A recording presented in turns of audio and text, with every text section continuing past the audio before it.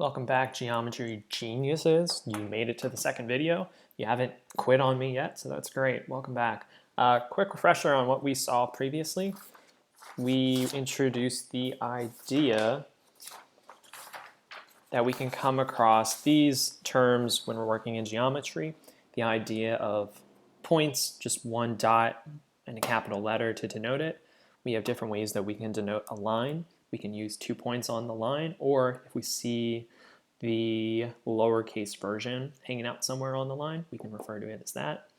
The plane, we refer to that as a plate with different sides or different coordinates or points and lines on it. The plate kind of, or you can think of the plane as a plate. That's one way to think of it. So now what's going on here? A little bit more vocab because we're going to be using a lot of it in geometry. It's one of the math courses that has a lot of new vocab to it, but don't let that intimidate you. The sooner you think of this as real world situations and ways you can think it out, the better. So we introduced the idea of a segment, which does look exactly like the line we introduced in the previous video, but we say that this is part of a line consisting of 2 endpoints. So 2 endpoints, kind of like 2 bookmarks to talk about the distance in between the line. But it does also include the points between them. We're able to denote a line, segment of a line like this. We see endpoints of A and B,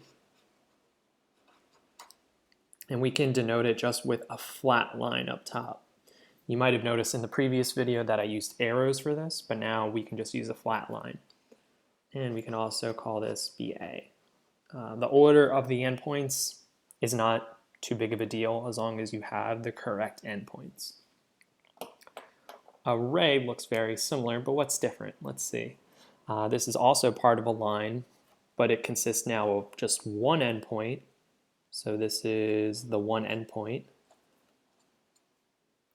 Point A is considered the endpoint in this scenario, and all points of the line on one side of the endpoint. So we would say that this is starting at A and continuing past B. So the way that we denote this is with endpoint A, it's traveling through B, and the line we use above is just the arrow showing the direction that it's heading in.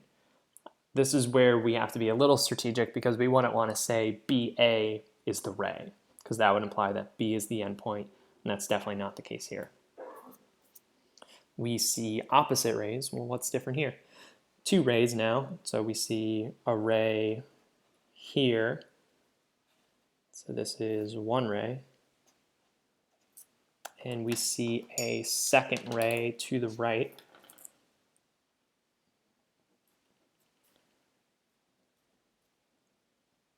So notice that these are 2 different rays.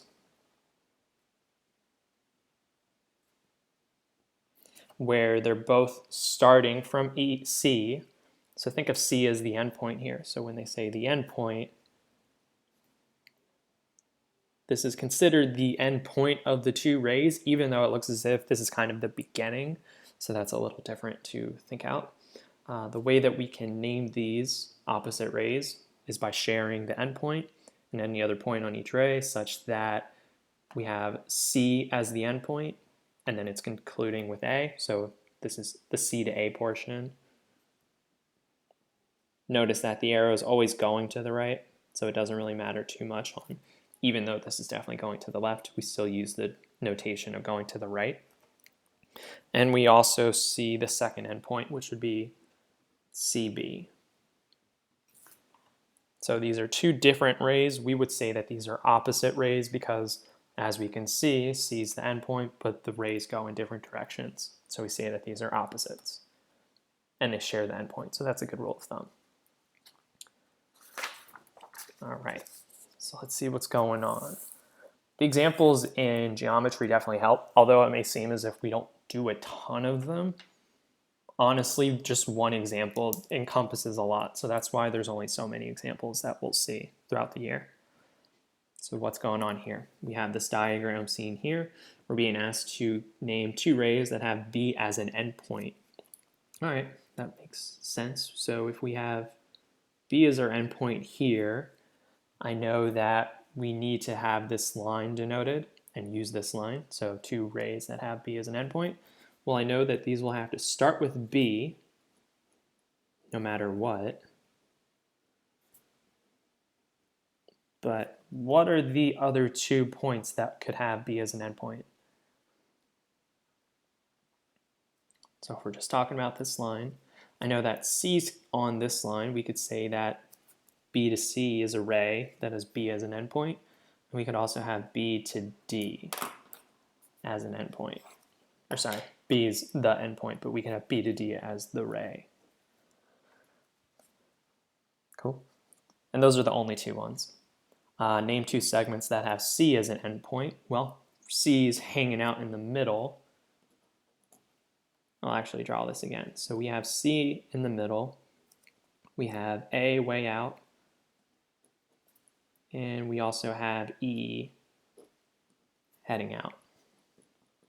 So what could we do? If C is our endpoint, we want that to start it off. We could have that head towards A. And we could also have E. Done. Name a pair of opposite rays. Well, we already kind of did that, because if we see the previous line, C to A goes in one direction, and C to E goes in the other direction. They share that as an endpoint with C. Is there another option for this, though? Do you have another option for the opposite rays?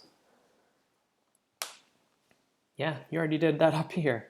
Well, actually, no, you would want to do... Yeah, so it's not that. You could say another option is C to D, ray CD, and also CB. Those are both opposite rays. They're on the same line, but they go in different directions. This is making you think out what's going on. So is DB the same ray as CB? Great question. So D starts here. Is D to B the same ray as C to B? What do you think? Is ray DB the same as CB? So although D to B travels from D onwards and does hit B, C to B travels onwards and hits B, but the endpoints are different. So we would say no. The endpoints are different.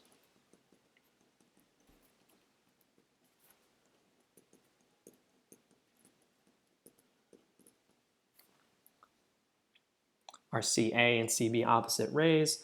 Let's see. No, because CA is on this line, CB is on a different line. So we would say that no, they hit different points. Hit different points on different lines.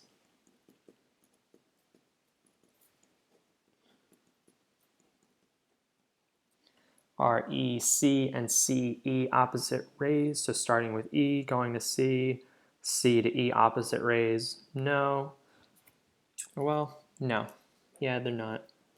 Because if you think this out, E to C is going to look like this. So E is here, goes through C, travels that direction. And then it's asking if C to E or to E is the same.